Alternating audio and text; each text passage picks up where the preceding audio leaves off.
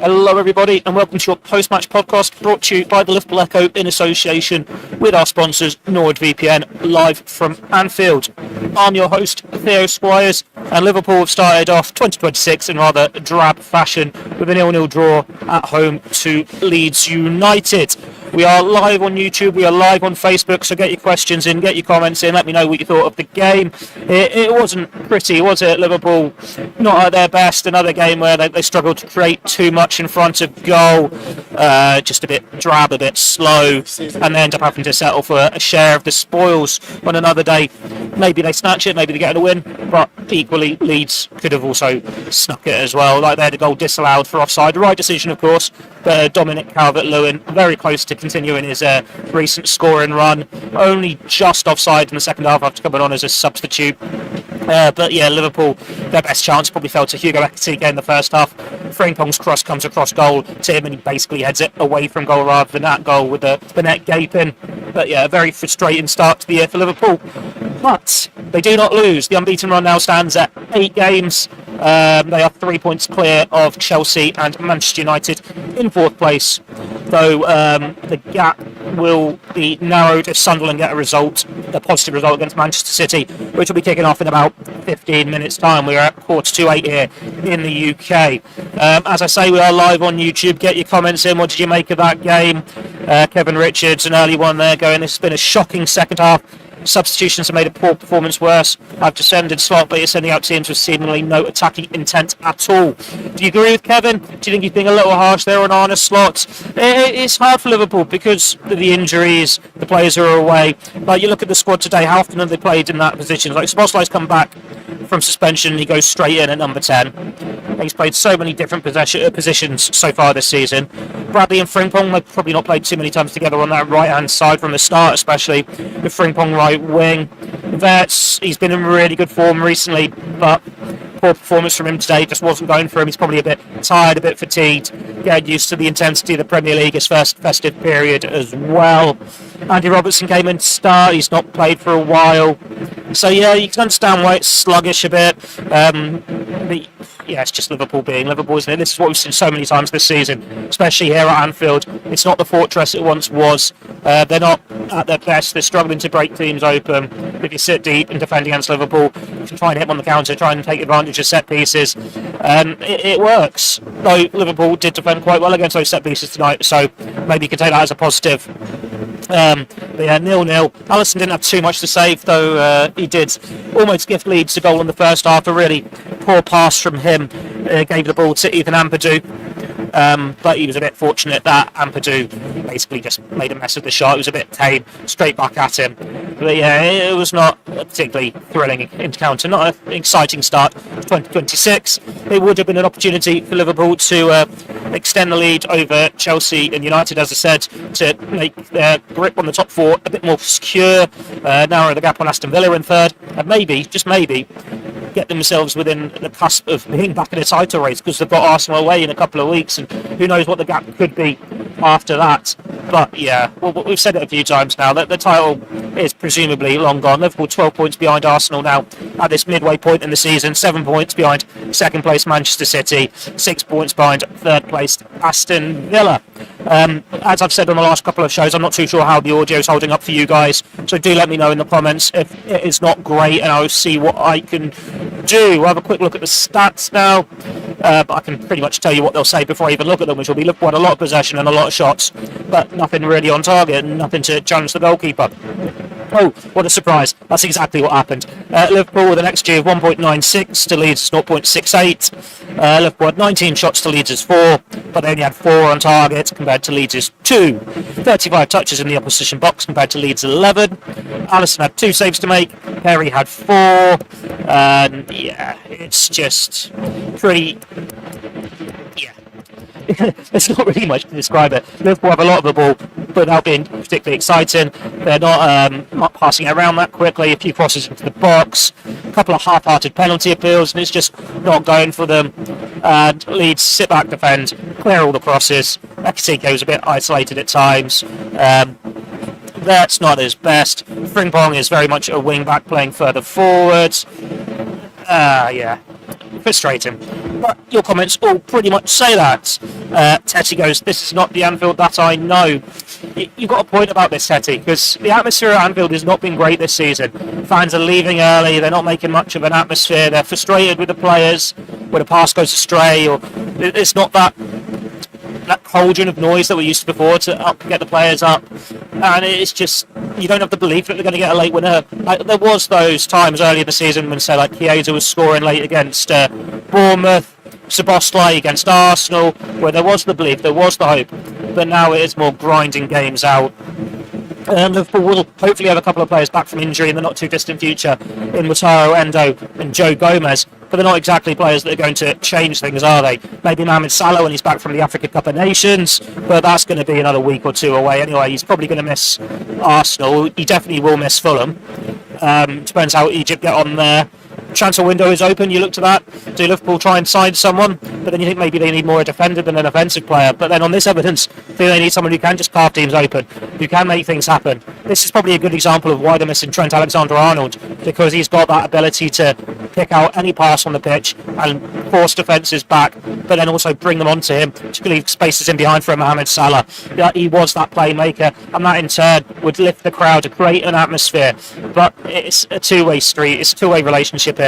The crowds aren't being given much to feed off, and they're not giving the players much to feed off back, and it means it's a bit of a drab atmosphere. The game's not particularly exciting. It's a long way away from the Jurgen Klopp gegenpressing that we knew and loved, that rock and roll football from when he first took over. It's a bit more controlled, it's a bit more drab, and it takes a moment of magic or a set piece to win things. But this isn't just a Liverpool problem, isn't it? This is across the Premier League at the moment. You're relying on those moments of magic or your set pieces, and it is a lot harder, seemingly, for teams to create that. What other comments have we got? A few people aren't particularly happy with Arne Slot and the style of play. It's boring. The Liverpool it shows what they lack up front, says Svetlov. Quality wingers to unlock those stubborn defences. No intensity, no creativity. Toothless again. Someone like Diaz would have made a difference, but we sold him, and now we don't have that power on the wing. Pathetic performance. So what else? Matthew says it's boring, it's listless, and on passing and no bite. So disappointed. David Jones says it's so boring to watch. No idea how to break teams down. A lot of frustration here, and people missing Jurgen Klopp, missing Luis Diaz. Liverpool are lacking pace, and that's why fans, I suppose, were excited when they were getting linked to Antoine Semenyo. It looks like he'll be going to Manchester City, so it's whether there's anyone else there Liverpool could look to bring in instead, or if this is it until the end of the season, if they can find some way to turn it around. Like, Frimpong offers pace, he can beat a man, but he's a defender playing further forward, or a wing-back playing further forward, rather than an out-and-out winger with that eye for goal. Like, there was a couple of chances in the first half where he's got past his man, and that final ball was a little bit lacking. Like, there was a good one where he pulls it back to Florian Wirtz, but it's got an awkward bounce, so Wirtz has to stop rather than make the most of the space he's got. It's all these half chances here, Liverpool not being at their best, not creating the best chances, being frustrated, getting welcoming pressure on them, and it was just one of those games where you didn't see where the goal was going to come from, and sure enough, it ends up being a drab 0-0 draw to start the calendar year. What other comments have we got? Remedy isn't too happy with the tactics from Arne Slot, saying that it's nothing that you can deploy to turn things around. The players are not even active on the ball, let alone talk of creating any chances. It's so boring to watch nowadays. Jet FLFC says it was a rubbish match with a rubbish atmosphere, no energy on or off the field, and it's a shame. The team has no patterns of play. Sotlot is sucking the life out of the team, says Dave Wood. There's a lot of negativity here. And you've got some tough games coming up, as Kevin Richards just points out here. Fulham and Arsenal away next, and it could be a real wake-up call for Arne Slot, he says. Klopp could not moan about injuries and tiredness, but you just send out a team to have a real go at the opposition. I'll disagree with you a little bit there, Kevin. Klopp would absolutely moan about the injuries and the tiredness. He'd moan about the fixture list, he'd moan about the fixture congestion, he'd moan about players being out. He would get all those, I'm not going to say excuses, but reasons for teams struggling and not getting results out there. But he'd also put out what teams to have a real go at the opposition. Whereas it looks like Liverpool are trying to be a bit more control the games, and they control possession without really creating anything. Like, you're not going to have watched this game and thought, oh, we missed so many glaring opportunities tonight. There's the one chance from Hugo Ekitike that you probably didn't know too much about, but no big saves from Perry, no missed sitters or anything. just another boring encounter. Those narrow wins don't fool me, says Dave Widigham. Performances continue to be woeful and completely unwatchable. Slot is not the right man to get the best out of the team. Do you agree with Dave, or do you reckon Arne Slot can get a bit more life out of Liverpool? They are 8 unbeaten. Granted, it's not been pretty at times during that 8-game run, but they've got some good results in there as well, like beat Inter Milan, had a good win against Brighton. Just needs a bit more life in their time. And he's put together a really good 90-minute performance. That's what's been lacking. Something where they can be confident and push on, put a couple of goals past the team without the nerves and get a good result. Maybe, just maybe, I'm putting it out there, maybe Arsenal away is the one for that. Maybe you go to Arsenal, you get a nice 2-0 win or something. You can step up against a really tough opposition at a tough place to go. You can send a statement out. That could be a turning point in the season. Or it's a game where you get rolled over. Obviously, Fulham's come first. That's not going to be easy. Liverpool lost their last season. They've drawn at Crystal Palace tonight, 1-0, got a late draw. And that's a place Liverpool lost that earlier in the season. It's becoming difficult, and the football's not pretty, but maybe it needs like that sort of game, a tough away game to turn things around. Because I'd say in the last few weeks, since the unbeaten run was put together, Liverpool look better on the road than they have at home. Like when they were losing on that losing stretch, they were woeful away from home. But they have found a way to turn things around a bit on the road now. Maybe being a bit more controlled is helping on the road because sides are at home, have to go at you a little bit more. Whereas at Anfield, it's easier to just come and defend and sit deep, frustrate the crowd, frustrate the side, and you get games like today. But yeah, maybe away from home it's suiting Liverpool a bit more. We'll see at the weekend on Sunday when they travel to Fulham, and then next Thursday, is it, away at Arsenal. Not looking forward to that on this basis, because it has been a poor game and a half from Liverpool against Wolves, and again tonight against Leeds United. Svetlana says we miss Klopp, we miss fast wingers. We might have already read this one, so sorry if I have. We lack quality up front, we miss players like Diaz, we are toothless, we lack quality, and he thinks Arne Slot is the problem. Matt has a go at the boring football. It is becoming a bit slow and tedious at times. There needs to be something to click it into gear, but who do you look at to turn it around? Like, probably didn't help that Florian Wirtz wasn't at his best tonight, because the ball was bouncing off him, he wasn't really in control of it, he was making poor decisions, whereas we saw him so good in our last few games where he has made a difference. But you can't just rely on one man. Other comments. Luke says one of the points of Slot, one of his strengths was he's supposed to manage the injuries as a consequence of less pressing. Yeah, it seems last year was a lucky year and we can't press and punish teams at all. I will add on to that saying Liverpool seem to have had more injuries this year, or maybe we're just noticing them more because the results aren't there. Carson says, did you see people leaving Anfield before the final whistle? That has happened a lot recently. It's not a new thing. It's not a one-off tonight. Fans are leaving these games a lot sooner. It probably didn't help when they're getting battered by like PSV, Nottingham Forest, but it started before that, like losing to Manchester United here. It's not been a great run at Anfield for a couple of months now. Very up and down. Adams found out one positive and he goes, Rio and Gamoa deserves more minutes. He only came on for 5-10 minutes at the end, Rio, but he was lively, putting a couple of good balls, beat his man a couple of times. He's an exciting player and he's a live wire. It's a big ask to say, just send it on the team and go and win us this game, but he shows he's got something about him.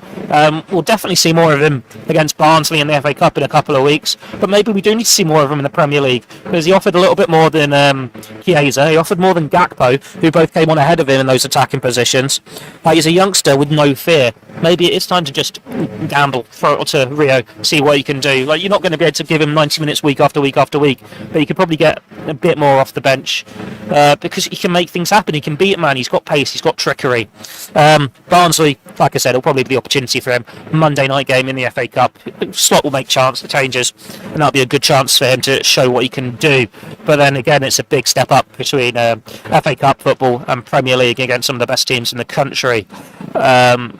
What other comments have we got? Carl is not feeling very optimistic about Arsenal. I have to wait a week for that one, another couple of games to go, but he reckons they'll get humiliated. Hopefully you're wrong, Carl. Hopefully Liverpool can find a bit of confidence going into that one, extend the unbeaten run against Fulham. Just have another comment going, we need players up front, we need wingers. It does feel like they're missing Luis Diaz, doesn't it? That pace, that trickery. And as we say, Engamoa does offer that, but he's still so young, so raw, so inexperienced. It'd be a gamble to throw it all on him. But it's happened before with Liverpool and it's worked. What do you think? Michael Owen, Steven Gerrard, Robbie Fowler, Stephen McManaman, Raheem Sterling, Trent Alexander-Arnold. Sometimes when the teenagers are good enough, they're old enough, you can just throw them in, no fear.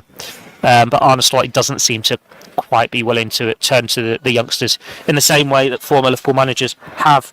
But then part of that is obviously Liverpool in a different place as well, not necessarily as desperate to throw in the youngsters. Like, this has been a poor first half of the season from Liverpool, and they're still in the top four. They might not be in the title race, but they're in the top four. They're looking good to get to knockout stages of the Champions League. Adam Muckle says bring back Darwin Núñez. I don't think it's actually going that brilliantly for him in Saudi Arabia, to be honest. I don't think it's going badly for him. I'll have a quick look now, so sorry if you can hear me typing away. But I think he's had a few injury problems. Maybe his knee or something, which was something he struggled with before he joined Liverpool, actually. Let's see how many he's got for Al Hilal. I've gone on a site that does not show Saudi Pro League stats, so that's not a good start. I think he's got a decent goal return, but as I said, he's been in and out the side. He's had a few injuries. It's not quite happened for him the same way it didn't quite happen for him at Liverpool. So he's got 5 goals in 12 games and 8 assists, which on the lookus of it is pretty good. He might have got more. They played against a side yesterday, and that information's on the site yet, so I'm not sure if he's scored or not. But he has had injuries problems. He's been in and outside, so he's only started 8 games. 8 from 12, it's not too bad, but you probably expected more, didn't he, when he went out there? So I'm not sure Darwin Núñez would exactly be the answer, but at the same time, he's someone who made things happen. He was unpredictable. Maybe that's what Liverpool are missing at the moment, a bit of unpredictability, because at the moment it is very predictable. They just pass the ball around and struggle to break teams down. Maybe they needed that agent, that Chaos. Was it Captain Chaos? Moving on to our next comment from Steve. Happy New Year to me. Happy New Year, Steve-O. I don't think we can be too surprised or disappointed at the result. Liverpool struggling to break down organised defences. Positives to take are dealt with. I suppose we should also look at the fact that Leeds are on a pretty good unbeaten run as well. Same length of time as Liverpool, pretty much. Start of December, end of November. So they're they're high in confidence as well. And they knew what they could do. Come and sit back for straight Liverpool at Anfield. What other comments have we got? Billy Upton says he'd love to see how many minutes the ball was actually in play. The time wasting started at the beginning of the game. That's true. The football was becoming an awful game to watch with players going down at the slightest touch. The rest stopping the game whenever someone gets touched near the face. Chris Moore says that was 2 points lost. Wajin says he's not happy and he wants 3 points. Our plan B is to throw the kitchen sink at it. It's embarrassing, says Carl. What else? Mark says it's boring football, and it's most boring we've been to watch since Brendan Rodgers' decline. Yeah, maybe, but then Jurgen Klopp's football's quite exciting, wasn't it? Popeye goes, that's woeful again, why can't we just have a go? Is it time for a caretaker until the end of the season? I don't think we're there yet. It wasn't a pretty watch, but it's 8 unbeaten. They're still getting results, and as I said, it's not just Liverpool. It's not particularly pretty to watch. The January transfer window is open now. We'll see if Liverpool can sign anyone in whilst the window's open who can add to the squad, because the squad is looking quite light. I've said this before. There's probably 3 or 4 players that you could, or there's space for 3 or 4 players in the squad where they could try and make a few changes. They've certainly got it for a homegrown player. They've got space to bring people in. Maybe you can look to bring Harvey Elliott back if you can make an agreement with Aston Villa, and he's someone who could unlock defences, which they're struggling to do at the moment. But they need a bit more pace, they need a bit more trickery, and they need some cover defensively at centre-back, though Konate has improved in recent weeks. What other comments have we got? So yeah, basically, I don't think it's time for a caretaker manager. I think Arne Slot can get them going again. It's just been a bit tedious at the moment, but it is a new look side and it takes time. You will have players coming back from injury. You will have Mo Salah coming back from the Africa Cup of Nations. Just got to hope that it all clicks into gear second half of the season and stick to the positives. That is 8 unbeaten. They are in the top 4. Keith says no natural wingers who can score goals anymore. We sold Diaz and haven't looked the same. You've probably got a point there. Like Liverpool scoring lots of goals in recent years, since Jurgen Klopp came in, from those wide players. You go Coutinho, Mane, Salah, Jota when he was out there, Gakpo, Diaz, but Gakpo's struggling for form this season, and while TK's scoring, the wide players haven't stepped up the same way, so it's a lot to put on one man's shoulders. They are struggling to create too much. Maybe it's a change of style there. You're waiting on Florian Wirtz to unlock it, but then he's not cutting in and scoring like the same amount of goals that the forwards have done in the past. Like we're used to seeing Salah score 20 plus, Mane score 20 plus, and you still have Firmino would get 10 there, Jota would get 10, Núñez would get 10, Diaz would get 10, Gakpo would get 10. It is hard to see where the goals are coming from at Liverpool side at the moment, apart from the centre forward. Like Szoboszlai at times, there was a couple of chances from further out from him and McAllister, I think. But yeah, it's hard for Liverpool to break teams down at the moment. It's been very dull to watch. It's frustrating to watch. Our build-up play and chance creation is so poor, says Dave Wood, and snooze for us from slot. Alex Smalley says Leeds have been the form side of late, team in transition, so back off him. First half, so I've seen this set up, and it will be the last. Yeah, Leeds are in form. Really pointed that out. Leeds are in form side at the moment, so it was always going to be a difficult one, even though they are newly promoted. They have been on a decent run, took points off Chelsea, took points off Liverpool. They seem to rise and this sort of thing. The fans were really vocal tonight as well. So fair play to Leeds United. They got a good result at Anfield. What else have we got? Chris says, do you think that additions are needed now or wait till the summer? We need a Rice, a Caicedo or a Rodri type in the centre, but they aren't out there. Depends who's available. Like if the right forward was available and you could get them, like Semenyo, I'd say go and get them. But Semenyo seems to favour Manchester City. We're not sure what's happened behind the scenes there. And you'd say Liverpool maybe need a bit more defensively. But at the same time, we can say they need a centre-back. They need an enforcer midfielder. At the moment, it's struggling to break teams down in the final third. And Florian Wirtz was supposed to be the player who could do that. While he's been great against Wolves in these other games, this is the one he's been poor for the first time in a while. But as we've said, it's his first ever festive period where he's playing football. He normally has a German winter break, and the intensity of the Premier League up against a five-man defence, pretty much, it was always going to be difficult for him. And this is something that Dave Wood says as well. He was again the only creative. Oh no, sorry, we had another comment here. LFCSG says Wirtz was awful today, not surprised he was subbed. Dave is a bit more positive about him, going he was the only creative player in midfield, so what does he do? He subs him out.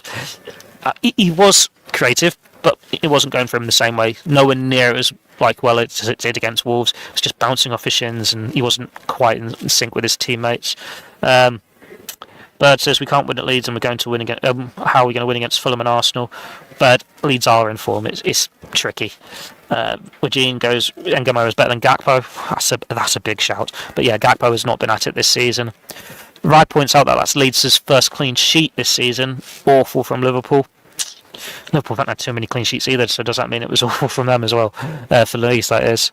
Anfield is a library, says Dave. Yeah, the atmosphere hasn't been great. Forest, Sunderland, Wolves and Leeds are taking chances, getting points off them. On a positive note, I never felt for a moment we concede. Gone too far the other way, just need the balance adjusting and should be okay, says Chris. That's a nice positive comment. It's quite nice to have a couple of positive ones here. Like, it is 8 unbeaten, as we've said. But they are in the top 4. It's not all doom and gloom. What other comments have we got? More criticism of Klopp and the style of play. Akash says this is why slot ball won't win Liverpool anything. It literally won them the Premier League last season. That's already wrong. No urgency, no tactics, poor attack and defence, as well as a poor starting lineup and substitutions. Well, the defence defended well and got a clean sheet, so that's something else I don't quite agree with. Can't be relying on penalties. They've not had many penalties at all this season. I reckon 2. Burnley and Inter Milan. Set pieces, 0 threat. Yeah, that I agree with. They haven't really created much from set pieces. Matthew goes, Ekatike and Frimpong look good, but overall it was slow, boring, and they lacked cut and thrust. Agree with that. It's just a way to... They need to find a way to be a bit more exciting in the final third and get through sides. Popeye coaching goes, Mark Gay for right-back cover and centre-back cover, or bring in Barcola.